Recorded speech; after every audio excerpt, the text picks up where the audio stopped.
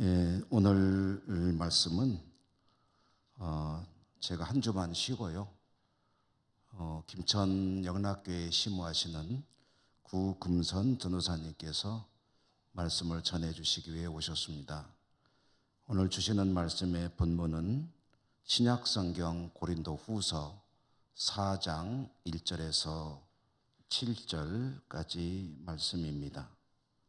한 절씩 교독하여 읽겠습니다. 고린도후서 4장 1절에서 7절까지.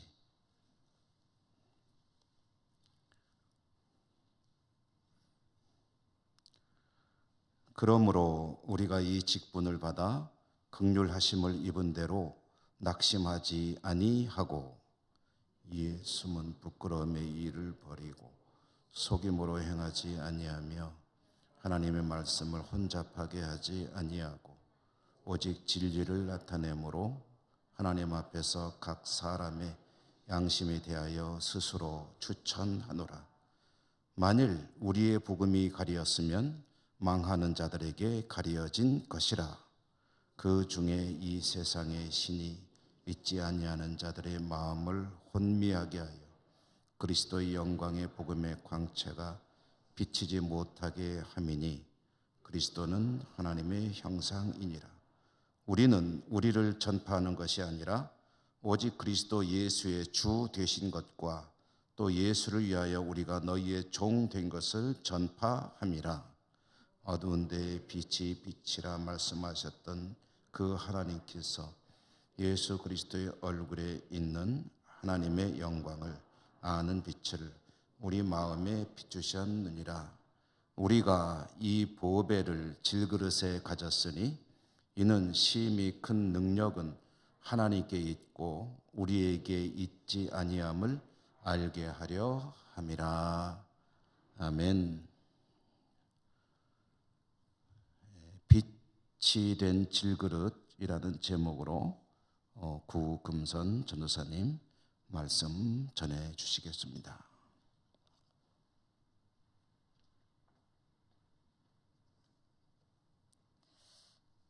이렇게 인사해도 되는지 모르겠는데 샬롬 이렇게 한번 옆에 분들하고 인사해 볼까요? 샬롬. 네. 하나님의 샬롬의 평강의 은혜가 이 시간에 가득한 예배 시간 되기를 바랍니다. 아멘. 네. 제가 어릴 적에는 저녁 시간을 가족이 모두 함께 보냈었습니다. 저녁 식사를 함께 먹고 안방에 앉아서 작은 텔레비전 모니터를 앞에 둘러 앉아서 뉴스도 보고 드라마도 보고 그러다가 각자의 방에 가서 잠자리에 들었었습니다. 저의 어릴 적이 요즘 시대보다 더 정겹고 따스했던 시절인 것 같습니다. 어린 적에 봤던 드라마 중에 가장 기억에 남는 드라마 중에 하나는 전설의 고향입니다. 기억하시죠? 네. 전설의 고향이 시작하기 전에 오빠와 아버지 등 뒤에 일단 숨습니다. 그리고 이불을 뒤집어 쓸 준비를 하고 있다가 이렇게 준비를 하고 이제 전설의 고향을 봤었습니다. 전설의 고향에서 아주 자주 등장하는 장면이 있습니다. 한 젊은 선비가 과거를 보기 위하여서 길을 가다가 깊은 산중길을 가게 되다가 밤이 맞이하게 됩니다. 밤이 맞이하게 돼서 캄캄해지고 주위에 인가 하나 없고 산짐승 울음소리만이 가득한 곳에서 당황하게 있는 선비가 당황한 처지에 처하게 됩니다. 그때에 저 멀리서 작은 불빛 하나가 보입니다. 그러면 선비가 저기에 인가가 있는가 보다 하고 선비가 그쪽으로 갑니다. 그쪽에 가면 선비의 생각처럼 인가가 하나 나타납니다. 그리고 선비가 여보시오 아무도 없소 이러면은 그때 등장하는 인물이 있습니다. 하얀 속옷 입은 여인네가 하나 등장합니다. 그리고서는 이제 그 여인네가 무슨 한을 품었다든지 구미였다든지라는 이제 스토리로 이야기가 전개되어집니다. 한밤중에 불빛 하나 없는 들짐승의 울음소리만이 가득한 그곳에서 그 선비는 얼마나 두렵고 불안했겠습니까? 들짐승이 와서 나를 상하지 않을까, 알 수 없는 존재가 와서 나를 상하지 않을까 하는 두려움에 차 있었을 것입니다. 그때 그 눈에 보였던 그 작은 빛은 그에게 희망이 되고 소망이 되는 빛이 되었을 것입니다.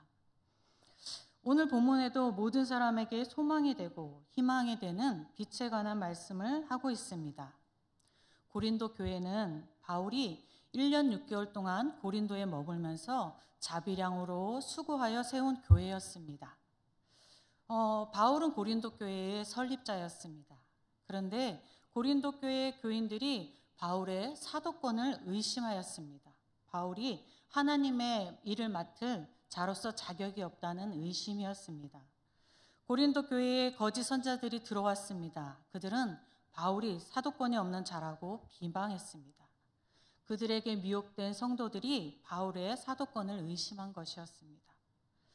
바울은 자기가 혼심을 다하여 수고하고 복음을 전하고 양육한 성도들에게 의심을 받고 있는 것입니다. 얼마나 큰 낙심을 하게 된 상황입니까? 그러나 우리가 읽은 1절에서 바울은 결코 낙심하지 않는다고 말합니다. 바울은 디모데전서 1장 12절에서 이렇게 말합니다.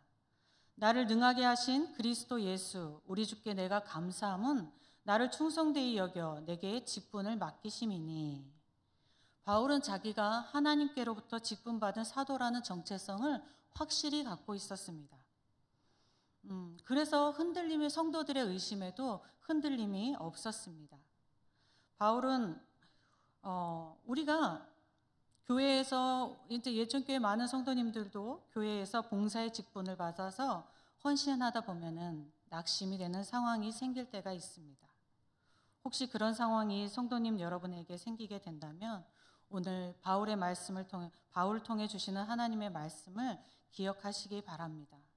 여러분이 어떤 봉사의 직분을 가졌던지 그 직분이 하나님께로 받은 직분이라는 것을 잊지 마시기 바랍니다. 우리의 봉사의 직분은 사람을 통해서 임명되었다 하여도 그 직분은 하나님께서 맡긴 것임을 기억해야 합니다. 하나님께서 맡긴 직분에 소홀히 하는 것은 하나님께 소홀히 하는 것이 됩니다.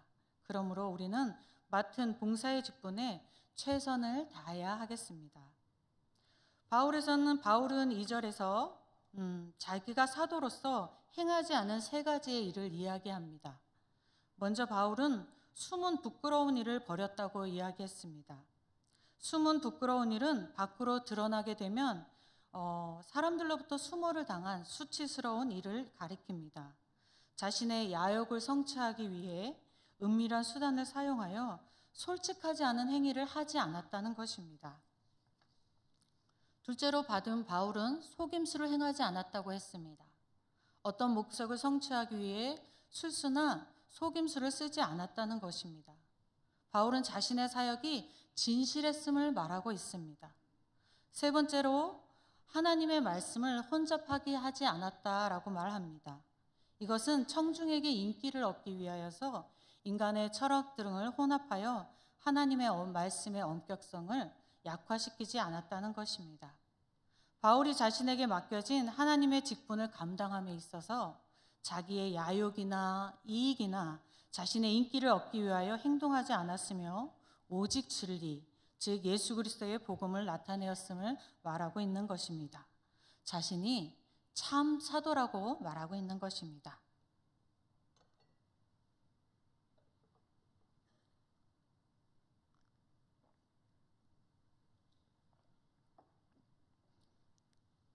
긴장해서 그런지 목이 타네요. 그리스도인이 하나님의 봉사의 직분을 맡아 감당할 때에 그 말과 행위에 자기의 야욕을 이루기 위한 속임수나 자기의 이익을 위한 실수가 없어야 합니다. 또 자기의 인기를 얻기 위해 하나님의 말씀을 이용해서도 안 됩니다. 오직 진실함으로 하나님의 진리인 복음을 전하는 데에 열심을 내야 합니다. 그리스도인이 삶의 현장이나 교회 공동체 안에서 자기의 말과 행동을 돌아볼 때에 진실되지 않은 것이 있다면 그 말과 행위에 숨어 있는 나의 유아욕은 있지 않나 하는 것을 생각해 보아야 합니다. 또 그 말과 행위에 야욕이 있다면 자신이 진실되지 않음을 인식해야 합니다. 바울이 오직 예수 그리스도의 복음을 나타내었음에도 그 복음을 받아들이지 않는 자들이 있었습니다. 거짓 선지자들은 그것을 가지고도 바울을 비방했습니다. 바울은 복음을 듣고도 받아들이지 않는 것은 이 세상의 신, 곧 사단이 그들의 마음을 혼미하게 했기 때문이라고 이야기합니다. 하나님은 모든 사람에게 구원을 주시길 원하여 복음을 전파하게 하셨습니다. 그리고 그 복음을 믿는 모든 사람에게 하나님의 구원을 받을 수 있게 하셨습니다. 그런데 그 복음을 들은 사람들이 모두 구원에 받아들였다는 것은 아니라는 것을 바울의 말씀을 통해서 알 수 있습니다. 그러니 예수 그리스도의 복음을 듣고 그리스도를 믿게 있게 된 사람은 하나님의 매우 크나큰 은혜를 받은 것입니다. 오늘 이 자리에 있는 저와 여러분은 하나님의 크신 은혜를 받은 사람들입니다. 사람은 삶에서 이루지 못한 것에 대한 마음을 빼앗겨 버릴 때가 있습니다. 이루지 못한 것으로 낙심하고 불평하고 불안에 떨어 살아갈 때가 있습니다.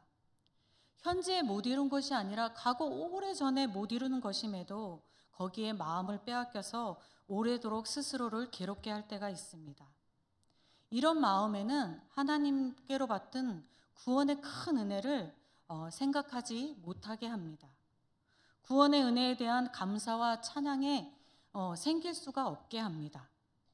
세상에서 이루지 못한 것은 하나님의 구원과는 비교도 할 수 없는 적디 적은 것입니다. 하나님의 구원의 은혜를 받은 여러분은 이루지 못한 세상의 적은 것에 마음을 뺏기지 않고 매일의 삶에서 구원의 은혜에 감사와 찬송이 넘치시기를 바랍니다. 6절에서 바울은 빛을 이야기합니다. 6절 말씀을 다시 한번 제가 읽어보면 이렇습니다. 어두운 데에 빛이 비치라 말씀하셨던 그 하나님께서 예수 그리스도의 얼굴에 있는 하나님의 영광을 아는 빛을 우리 마음에 비추셨느니라. 여기에서 바울은 두 가지의 빛을 이야기합니다. 먼저 하나님께서 천지를 창조하셨을 당시에 만드신 자연의 빛에 대해서 말합니다. 창세기 1장 3절에서 하나님이 가라사대 빛이 있으라 하심에 빛이 있었고 라고 증언합니다. 그 빛으로 하나님이 창조하신 사물들의 모습이 드러났습니다. 첫 번째 빛, 창조의 빛은 사물을 분간하게 하는 빛이었습니다. 바울은 다음으로 영적인 빛에 대해서 말합니다. 바울은 다메섹 도상에서 정오의 빛보다 더 찬란한 빛 가운데 둘러싸였던 경험을 했습니다.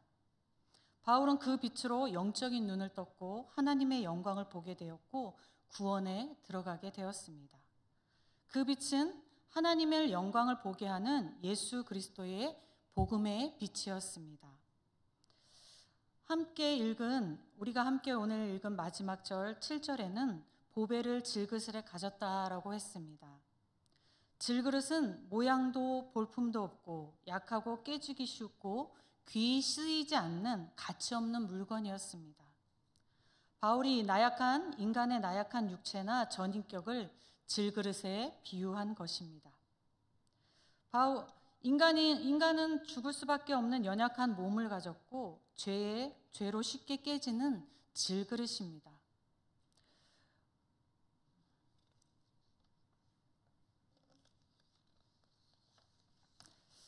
그리스도인은 볼품없고 죄로 쉽게 깨질 수 있는 질그릇인 존재에서 예수 그리스도의 복음을 받아들임으로 하나님의 영광을 볼 수 있는 구원의 빛을 담게 된 것입니다. 그러니까 그리스도인은 깨어질 질그릇에서 하나님의 영광을 볼 수 있는 빛을 담은 그릇이 된 것입니다. 바울이 이 고린도후서 말씀을 기록할 때에는 바울이 다메섹에서 가는 길에서 예수님을 만났던 그때로부터 20년 정도 지난 후였습니다. 그의 나이는 한 50살 정도가 되었습니다. 당시의 평균 수명이 50대 초반이었기 때문에 그의 날수를 거의 다 한때에 가까운 나이였습니다. 그런 바울의 삶을 돌아보면 세상의 관점으로 보면 그의 삶은 질그릇 같지가 않습니다. 바울은 유대 사회에서도 인정받는 학벌을 가진 사람이었습니다. 그는 종교적으로도 대단한 열정을 가지고 있어서 유대교 안에서도 인정받는 사람이었습니다. 바울의 회심 위에 복음을 전파하는 모습은 믿음의 사람으로도 질그릇의 모습이 아니었습니다. 복음을 전파하기 위해 수차례 먼 선교 여행을 하였고, 선교 여행 중 박해와 핍박으로 매를 맞고 감옥에 갇히고 죽음의 위협을 당하는 일이 한두 번이 아니었습니다. 바울은 신실하고 담대한 믿음의 사람이었습니다. 바울의 모습은 세상의 관점으로도 그리스도인의 믿음의 관점으로도 벌크먹고 깨어지기 쉬운 질그릇 같지가 않습니다. 그러나 바울의 고백들을 보면 그는 질그릇이었습니다. 로마서 7장 19절에서 바울은 이렇게 고백합니다. 내가 원하는 바 선을 행하지 아니하고 도리어 원하지 않는 바 악을 행하는도다 라고 고백했습니다. 그리고 밑에 7장 24절에서는 오라 나는 공고한 사람이로다. 이 사망의 몸에서 누가 나를 건져내랴 하고 탄식하기도 했습니다. 바울이 죄를 즐거워하고 그 가운데 거하려 했던 것은 아니지만 그도 육신의 연약함으로 죄에 넘어지고 좌절하기도 했었다는 것입니다. 바울은 세상이 인정할 만한 모습도 있었어도 질그릇이었습니다. 하나님의 직분을 맡은 사도로서 복음을 위해 죽음을 무릅쓴 사람이었어도 그는 질그릇이었습니다. 성경의 많은 믿음의 선조들도 질그릇이었습니다. 믿음의 조상이자 하나님의 친구라 불렀던 아브라함은 이방인을 섬겼던 사람으로 자기의 안전을 위하여 아내를 누이라 속였던 사람입니다. 의로운 사람 욥은 고난 중에 하나님 앞에 자기의 의를 내세우기도 했습니다. 출애굽의 여공 모세는 하나님과의 교제하며 이스라엘 백성을 이끌다가 인간적인 분노를 이기지 못하기도 했었습니다. 기적의 선지자 엘리야는 하나님이 행하신 능력을 경험한 후에 이세벨의 협박에 도망하여 스스로 죽기를 구하기도 했습니다. 하나님의 마음에 합한 자 다윗은 어떻습니까? 간음하고 살인하는 사람이었습니다. 우리가 알고 있는 믿음의 선조들은 모두가 질그릇이었습니다. 그러나 이 믿음의 선조들은 질그릇으로 끝나지 않았습니다. 그들은 신앙의 후대들에게 빛을 비추는 사람들이 되었습니다. 하나님께서 질그릇인 그들에게 하나님의 영광을 비추시고 하나님의 말씀을 담으셨습니다. 그래서 하나님이 이 믿음의 선조들에게 담은 그 빛들로 후대에게 빛을 비추는 사람들이 되었습니다. 올해 다니엘 기도회에서 18일자의 강사로 유기성 목사님이 말씀을 전했습니다. 유기성 목사님은 예수 동행일기라는 것으로 하나님과 교제하는 방법을 많은 교회들과 성도들에게 알려주신 분입니다. 말씀을 전하면서 유기성 목사님이 자신의 간증을 하셨는데요. 목사님의 내념에는 은밀한 죄와 싸움이 무섭고도 치열했었다라고 이야기합니다. 목사님은 자신이 착하게 생겨서 사람들이 착하는 줄 알지만 자기는 그렇지 않았다고, 자신의 속에는 말할 수 없는 죄들이 가득했었다고 고백했습니다. 그래서 그 목사님께서는 하나님께 자신이 늘 죄로 넘어질 수밖에 없는 자임을 그대로 고백했고, 주님 안에 거하라 하셨으니 저는 승리하겠습니다 라고 기도했었다고 간증했습니다. 유기성 목사님의 이 고백은 본인이 깨어지기 쉬운 질그릇이었다라고 고백하는 것입니다. 외모가 착하게 생겼어도 목회자여서도 사람은 볼품없고 쉬이 깨지는 질그릇입니다. 그런데 유기성 목사님께서 죄에 넘어지지 않고 깨어지지 않은 것은 그 안에 그리스도의 빛이 있었기 때문이었습니다. 그리스도인이 질그릇임에도 완전히 깨어지지 않는 것은 그리스도 안에 복음의 빛이 비추었고 그리스도의 보혈이 덮였기 때문입니다. 오늘 예배에 나오신 여러분이 세상에서 어떤 평을 받고 계시는지 모르겠습니다. 좋은 사람, 법 없이 사는 사람, 훌륭한 사람, 위대한 사람, 어떤 평을 들으셔도 연약하고 죄의 유혹에 넘어지는 질그릇입니다. 하나님께서 죄로 깨어지기 쉬운 여러분에게 예수의 보혈을 덮으시고 여러분에게 복음의 빛을 담으셨습니다. 제가 김천에서 사택에 살고 있는데요. 사택이 1층입니다. 근데 1층이 좀 많이 낮아가지고 밖에서 너무 안에가 잘 보이는 거예요, 낮에도. 그래서 밤이 되면은 방이건 거실이건 모두 커튼을 칩니다. 마침 커튼이 모두 암막 커튼이어서 밖으로 빛이 나가지 않습니다. 그래서 저는 제가 암막 커튼을 치고 있으면 사람들이 제가 있는 줄을 모르는 줄 알았습니다. 한날 같이 사는 권사님과 함께 같은 아파트에 사시는 권사님과 함께 집을 가고 있었습니다. 그런데 이제 권사님이 이런 말씀을 하시는 거예요. 사태가 캄캄해서 전도사님이 없는 줄 알았어요. 그런데 커튼 사이로 불빛이 비치는 거예요. 그래서 전도사님이 집에 있구나 생각했습니다. 라고 이야기했습니다. 제가 집에 없는 날에는 불을 꺼서 빛이 없습니다. 그러나 제가 있는 날에 불을 켜면 아무리 암막 커튼을 커도 가느다란 신락 같은 틈만 생겨도 그 빛으로 빛이 새어나가게 됩니다. 질그리신 그리스도인 안에 빛이 담겼습니다. 그러면 그 빛은 새어나가게 되어 있습니다. 오늘 예배에 오신 모든 분들이 그리스도의 빛을 담으셨잖아요. 그러분 여러분을 통해서 분명히 그리스도의 빛이 새어나가고 있습니다. 이전에는 연약하고 유혹에 넘어지고 자기의 유익을 위하여 죄를 범하는 질그릇이었어도 예수 그리스도의 빛을 담았다면 그 예수 그리스도의 빛이 새어 나오게 되어 있습니다. 오늘 나오신 여러분을 통해서 하나님께서 그리스도의 빛을 비추고 계실 줄을 믿습니다. 탐욕과 음란, 자기의 유익을 위해서는 어떤 행위도 하여도 된다고 하는 타락한 세상에서 그리스도의 빛으로 거룩한 가정을 이루고 거룩한 교회 공동체를 이루고 타인을 돌아보는 삶으로 이 세상에 빛을 비출 것입니다. 우리 그리스도인은 질그릇에서 그리스도의 빛을 비추는 빛이 된 사람들입니다. 질그릇으로 어떤 유익을 행할 수 없었지만 그리스도의 빛을 담음으로 세상에 빛을 비추는 빛이 되었습니다. 지금 우리는 예수님의 오심을 기억하고 기억하고 감사하며 다시 오실 예수님을 기다리는 대림절을 보내고 있습니다. 대림절 기간 동안 예수 그리스도를 더욱 묵상함으로 세상에 소망이 되고 희망이 되는 예수 그리스도의 빛을 세상에 더욱 많이 비추시는 우리 예천교회 모든 성도님들 되시기를 소망합니다. 기도하시겠습니다. 하나님 감사합니다. 오늘 주님의 성전에 나와 예배드리게 하시고 찬양하게 하시고 기도로 하나님께 올려드리게 하시고 말씀을 통하여서 우리가 누구인지 알게 하시니 감사합니다.